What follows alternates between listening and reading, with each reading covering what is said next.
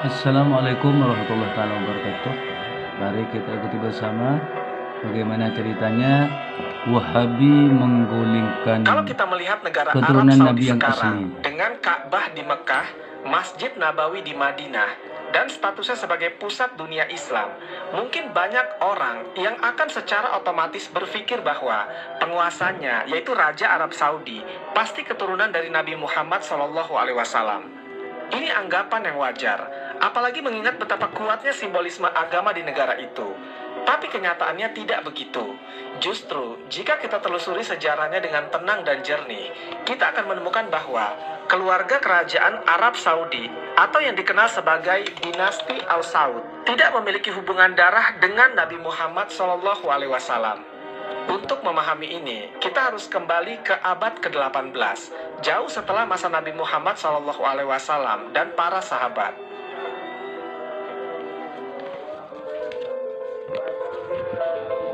Nama Arab Saudi sendiri baru muncul secara resmi pada tahun 1932. Sebelumnya, wilayah itu hanya bagian dari Jazirah Arab yang terbagi-bagi oleh banyak suku dan klan, yang masing-masing punya kekuasaan lokal. Disitulah muncul nama seorang tokoh penting, yaitu Muhammad bin Saud, yang hidup pada pertengahan abad ke-18 dan bisa dibilang sebagai nenek moyang dari keluarga kerajaan Arab Saudi yang sekarang. Muhammad bin Saud bukan seorang tokoh agama. Ia adalah kepala suku dari wilayah kecil yang bernama Diriyah, yang terletak di dekat kota Riyadh, ibu kota Arab Saudi saat ini.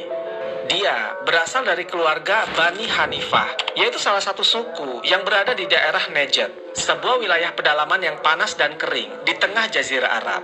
Keluarga Saud tidak dikenal sebagai keturunan Nabi dan tidak punya status istimewa dalam struktur sosial Arab saat itu. Tapi mereka cukup punya pengaruh di daerahnya karena kedudukan mereka sebagai pemimpin lokal.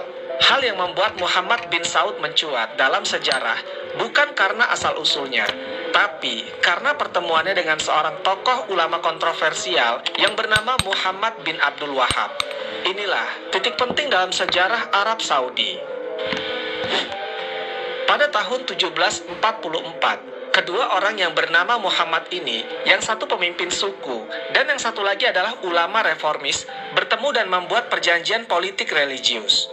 Muhammad bin Abdul Wahab punya misi untuk memurnikan Islam dari apa yang ia anggap sebagai penyimpangan dan bid'ah. Dia menolak keras ziarah ke makam orang suci, praktik tawasul, dan banyak hal lain yang sudah jadi tradisi dalam Islam di berbagai tempat. Gagasannya radikal untuk ukuran waktu itu dan banyak yang menolaknya. Muhammad bin Saud melihat peluang besar dari ajaran itu. Dia menawarkan perlindungan dan dukungan politik kepada Muhammad bin Abdul Wahab, dan sebagai gantinya, gerakan Wahabisme akan mendukung keluarga Saud sebagai pemimpin dunia Islam versi mereka. Jadi sejak awal, berdirinya kekuasaan keluarga Saud itu lebih kepada aliansi politik dengan gerakan keagamaan Wahabi, bukan karena silsilah keturunan Nabi. Dengan dukungan dari para pengikut Wahabi yang militan dan semangat untuk mengislamkan ulang wilayah-wilayah di Arab, Muhammad bin Saud dan keturunannya mulai menaklukkan berbagai wilayah di Jazirah Arab. Yang menarik, pada saat itu, kekuasaan Muslim terbesar ada di tangan Kesultanan Utsmaniyah atau Ottoman Empire yang berbasis di Istanbul, Turki. Kekhalifahan ini mengklaim sebagai pelindung dua kota suci, yaitu Mekah dan Madinah. Tapi keluarga Saud dan gerakan Wahabi memandang mereka sebagai pelaku bid'ah yang merusak kemurnian agama Islam. Maka mulailah bentrokan berdarah antara pengikut keluarga Saud dengan pasukan Ottoman dan suku-suku Arab lainnya.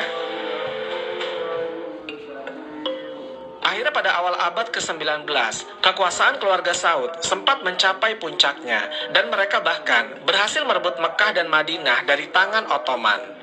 Namun pada tahun 1818, pasukan Ottoman yang dibantu oleh pasukan dari Mesir di bawah Muhammad Ali Pasha menyerang Diriyah dan menghancurkan kekuasaan Saud pertama.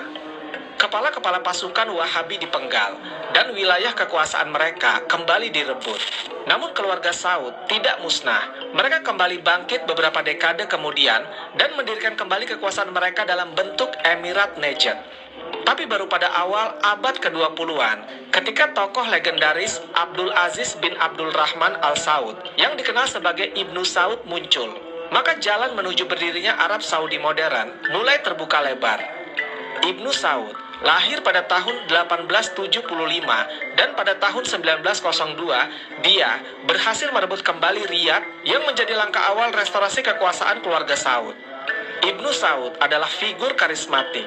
Dia tidak hanya mengandalkan garis keturunan bangsawannya dari Diriyah, tapi juga pandai memainkan aliansi politik, termasuk dengan Inggris yang pada saat itu punya pengaruh besar di kawasan Timur Tengah. Saat Perang Dunia I pecah, Inggris berusaha melemahkan Kesultanan Ottoman dengan membangun jaringan dukungan kepada para pemimpin lokal di wilayah Arab, termasuk Ibnu Saud. Sementara itu, kota suci Mekah dan Madinah saat itu berada di tangan Syarif Hussein bin Ali, yaitu penguasa Hijaz yang berasal dari keluarga Hashemid, yaitu keturunan langsung dari Nabi Muhammad SAW dari jalur cucunya, yaitu Hasan bin Ali. Jadi, kalau bicara soal siapa yang benar-benar keturunan Nabi, maka keluarga Syarif di Hijaz lah yang sebenarnya punya legitimasi dari sisi nasabnya. Tapi ironisnya, meskipun punya keturunan suci, Syarif Hussein kehilangan kekuasaannya.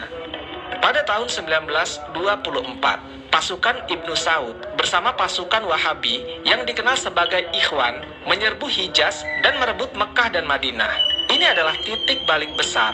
Kota-kota suci Islam yang dulunya berada di tangan keturunan Nabi, sekarang jatuh ke tangan keluarga Saud yang bukan keturunan Nabi, tapi punya kekuatan militer dan dukungan ideologi Wahabi. Maka sejak saat itulah, keluarga Saud menguasai seluruh jazirah Arab bagian tengah dan barat. Dan pada tahun 1932, negara Arab Saudi resmi dideklarasikan, dinamai dari nama keluarga mereka sendiri. Kalau kita tarik kesimpulan dari kisah ini, sangat jelas bahwa keluarga kerajaan Arab Saudi bukan berasal dari keturunan Nabi Muhammad SAW. Mereka adalah keturunan kepala suku dari Najd yang mendapatkan kekuasaan bukan karena silsilah suci, melainkan karena strategi politik, aliansi ideologi, dan kekuatan militer. Mereka bahkan menggulingkan penguasa Mekah yang justru berasal dari darah Nabi. Ironis ya, tapi memang begitulah sejarahnya.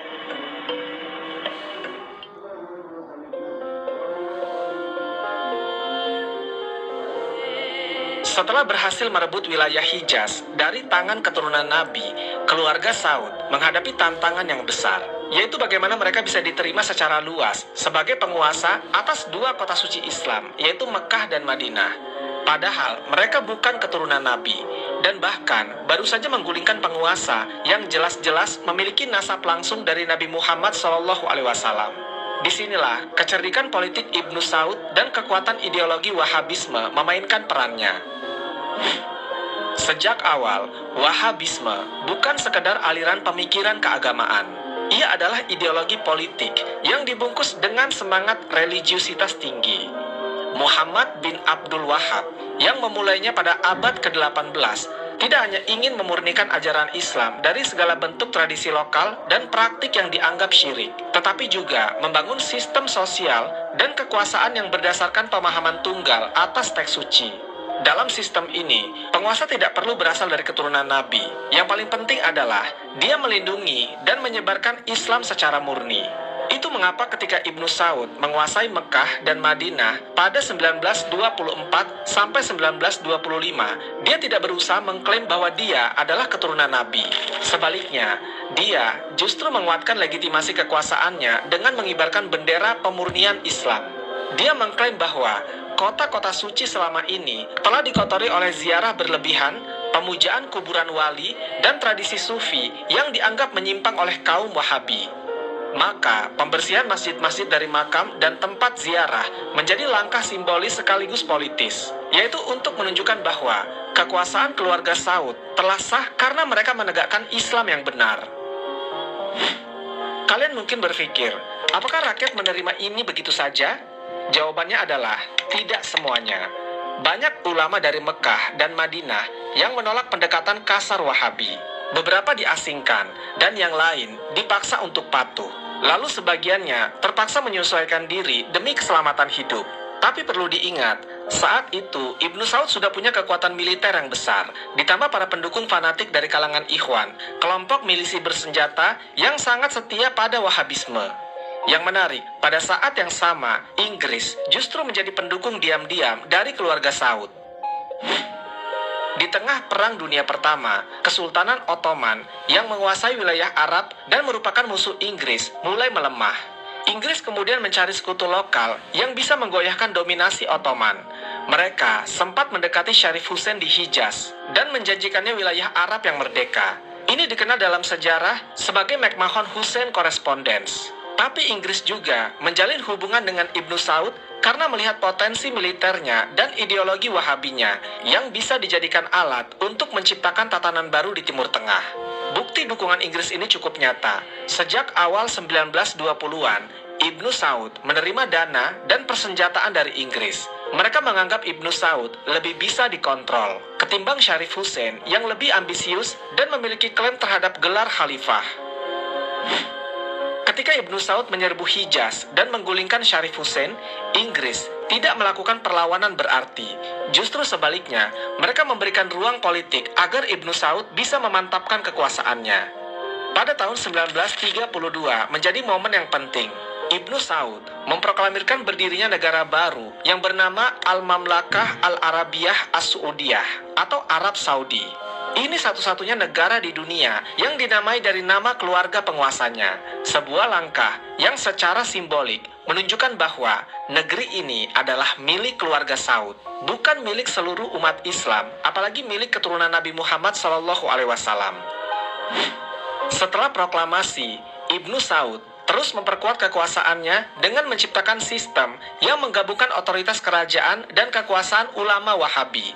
Dalam sistem ini, keluarga Saud mengatur urusan politik dan ekonomi, sedangkan ulama Wahabi mengurus hukum dan moral masyarakat.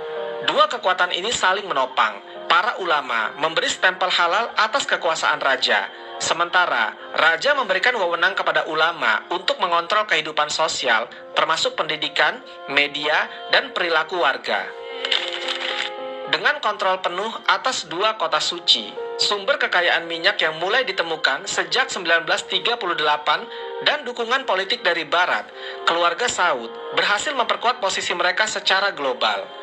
Tapi sekali lagi, semua ini terjadi tanpa mereka harus mengaku sebagai keturunan Nabi Muhammad SAW. Bahkan, mereka sangat hati-hati dalam narasi publik agar tidak membuat klaim-klaim semacam itu. Sebab mereka tahu, jika terlalu menonjolkan legitimasi keagamaan lewat nasab, itu tidak akan membuka celah bagi keturunan Nabi lainnya untuk menantang posisi mereka. Sebagai contoh, keluarga Hashemid, keturunan Nabi yang dulu berkuasa di Hijaz, masih eksis hingga hari ini. Mereka sekarang menjadi keluarga kerajaan di Yordania dan hingga kini masih membawa gelar Sayyid atau Syarif yang menunjukkan hubungan darah mereka dengan Nabi Muhammad SAW. Tapi berbeda dengan Arab Saudi, kerajaan Yordania tidak menguasai Mekah dan Madinah, sehingga posisi mereka dalam dunia Islam tidak sekuat dulu. Yang lebih menarik lagi, Arab Saudi mulai mengontrol narasi sejarah di dunia Islam lewat lembaga-lembaga dakwah dan pendidikan internasional.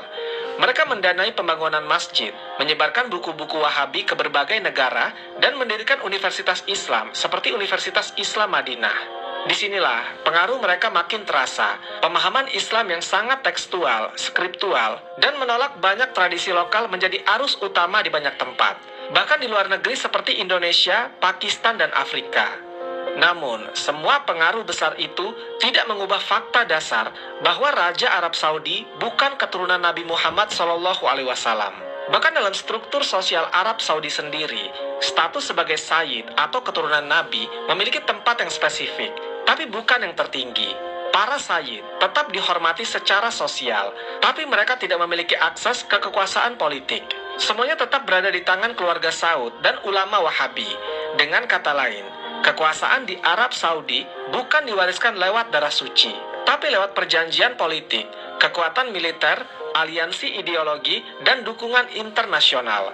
Disinilah letak perbedaan besar antara legitimasi spiritual dan legitimasi politik. Dan selama keluarga Saud bisa menjaga stabilitas kekuasaan itu, mereka tidak perlu mengaku keturunan Nabi untuk tetap menjadi penguasa atas tanah suci.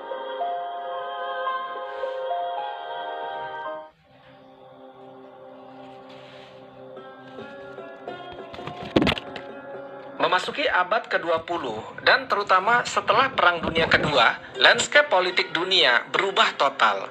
Kolonialisme mulai runtuh, negara-negara Islam bermunculan sebagai bangsa merdeka, dan teknologi komunikasi membuat umat Islam di berbagai belahan dunia makin mudah terhubung dan saling bertukar pandangan.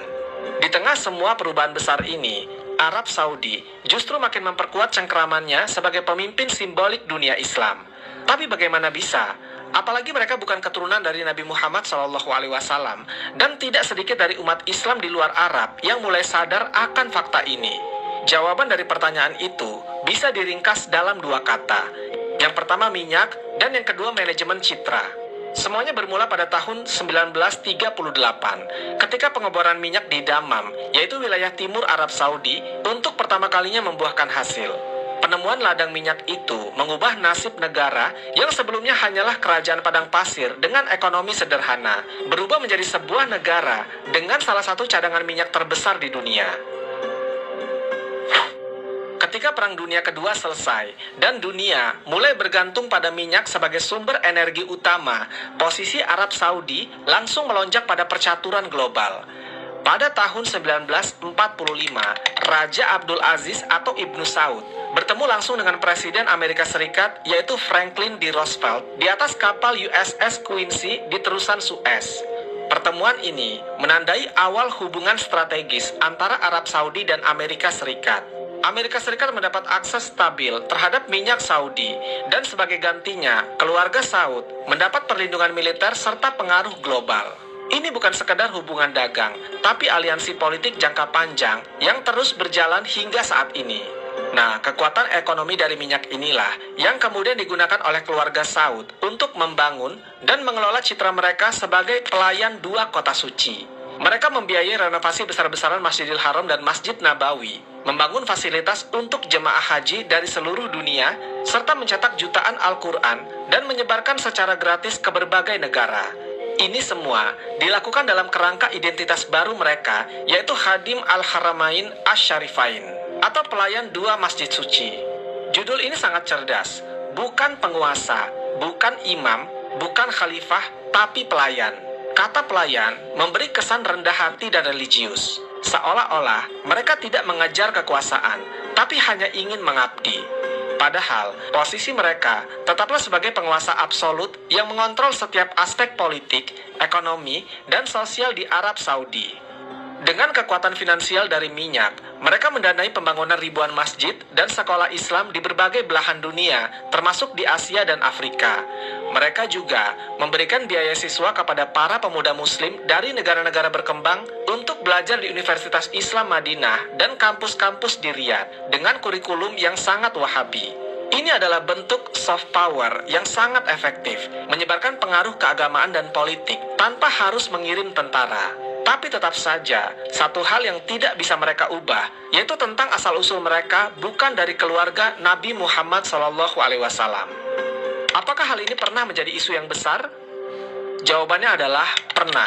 Misalnya, pada tahun 1979, terjadi peristiwa penyerbuan Masjidil Haram di Mekah oleh kelompok ekstremis yang dipimpin oleh Juhaiman Al-Otaibi, yang pernah kita bahas di konten sebelumnya. Salah satu alasan utama pemberontakan ini adalah karena Juhaiman dan pengikutnya menganggap keluarga Saud tidak sah sebagai penguasa tanah suci. Mereka menyebut keluarga Saud sebagai sekuler, korup, dan tidak memiliki hubungan darah dengan Nabi Muhammad SAW. Bahkan mereka mengangkat seorang figur bernama Muhammad bin Abdullah Al-Qahtani sebagai Mahdi yang dinanti-nantikan, karena dianggap punya nasab yang lebih dekat ke Nabi. Walaupun pemberontakan itu berhasil dipadamkan, insiden tersebut membuat keluarga Saud sadar bahwa ketidakhadiran nasab kenabian memang bisa menjadi titik yang lemah. Sejak saat itu, mereka memperketat pengawasan terhadap kelompok Islamis dalam negeri, sambil tetap mempromosikan Wahabisme sebagai versi Islam yang mereka anggap murni dan resmi. Namun di luar itu, pemerintah Arab Saudi juga sangat cermat dalam mengelola persepsi umat Islam dunia. Mereka tidak pernah terang-terangan mengklaim sebagai keturunan Nabi, tapi juga tidak membuka ruang bagi keturunan Nabi lain untuk tampil di panggung internasional. Misalnya, keluarga Hashimid di Yordania tetap dihormati, tapi mereka tidak diberi akses untuk mengatur urusan kota suci.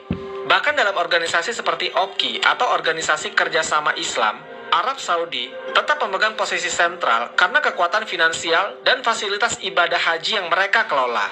Arab Saudi mengontrol banyak saluran dakwah, televisi, penerbitan buku, dan situs-situs keislaman dalam berbagai bahasa. Citra Raja Salman dan putra mahkota Muhammad bin Salman atau MBS dipoles sedemikian rupa agar terlihat sebagai pemimpin Islam yang modern dan visioner. Meskipun pada praktiknya, mereka tetap menjalankan monarki absolut dengan kekuatan penuh di tangan keluarga Saud. Namun menariknya, MBS yang kini menjadi penguasa de facto Arab Saudi berusaha menggeser pendekatan konservatif ala Wahabisme ke arah yang lebih terbuka. Dalam beberapa tahun terakhir, dia melonggarkan aturan-aturan sosial, membuka ruang hiburan, bioskop, konser, dan membatasi kekuasaan polisi syariah. Semua ini bagian dari rencana besar yang bernama Vision 2030, yaitu proyek transformasi ekonomi dan sosial Saudi dari negara berbasis minyak menuju negara modern yang lebih beragam sumber pendapatannya. Disinilah muncul ironi besar. Raja Saudi bukan keturunan Nabi Muhammad SAW, tapi tetap mengontrol dua kota suci. Mereka menggunakan Wahabisme untuk membangun legitimasi, tapi sekarang justru mulai meninggalkan ajaran-ajaran Wahabi dalam praktik sosialnya. Mereka punya kekuatan ekonomi dan politik yang luar biasa, tapi asal-usul mereka tetap tidak bisa diubah. Dan yang lebih menarik lagi, umat Islam di berbagai negara sebagian besar menerima keadaan ini tanpa banyak protes, karena realitas kekuasaan dan pengaruh memang lebih kuat daripada sekedar garis keturunan. Maka kalau kita rangkum seluruh pembahasan ini, jawabannya sudah sangat jelas, yaitu Raja Arab Saudi bukan berasal dari keturunan Nabi Muhammad SAW, karena memang sejak awal keluarga Saud bukanlah keturunan beliau. Mereka adalah penguasa lokal dari Najd yang naik ke tampuk kekuasaan lewat aliansi politik, kekuatan militer, dan dukungan ideologis Wahabisme. Kemudian mereka memperkuat posisi lewat kekayaan minyak dan hubungan strategis dengan negara-negara besar seperti Inggris dan Amerika Serikat. Lalu yang menjadi pertanyaannya adalah, apakah semua ini salah? Itu tergantung dari sudut pandang. Dari sisi historis dan politik, apa yang mereka lakukan adalah bentuk perjuangan kekuasaan seperti banyak dinasti lain di dunia. Tapi dari sisi spiritual dan simbolik, tentu ini menjadi pertanyaan yang besar, yaitu bagaimana mungkin tanah suci umat Islam dikuasai oleh keluarga yang tidak punya ikatan darah dengan Nabi terakhir? Namun inilah realitas yang ada, dan sampai hari ini, meskipun banyak orang yang mulai sadar akan ketidaksesuaian antara citra religius dan kenyataan politik keluarga Saud, belum ada kekuatan yang cukup besar untuk menggeser dominasi mereka. Selama mereka tetap bisa menjaga stabilitas, menyediakan fasilitas ibadah, dan mengelola haji dengan baik, dunia Islam tampaknya akan terus menerima mereka, meski tanpa silsilah kenabian. Bagaimana menurut kalian? Ya, demikianlah ya. Ini merupakan Wallahualam bisawab. sejarah Semoga yang kisah sangat ini penting bermanfaat. untuk kita Lebih dan ketahui. kurangnya mohon dimaafkan. Perjalanan Arab Yang Saudi benar ternyata datangnya dari Allah dulu sampai Subhanahu wa sekarang Ta'ala, khilaf merampas atau keliru ya itu dari datangnya dari saya pribadi keturunan sebagai Nabi yang manusia asli biasa. yang sebelumnya Sampai ketemu di dikuasai oleh kisah-kisah para seru yang syarif penuh ya. makna selanjutnya. Saya Sekian, akhiri. semoga bermanfaat. Wassalamualaikum Wassalamualaikum warahmatullahi wabarakatuh. wabarakatuh.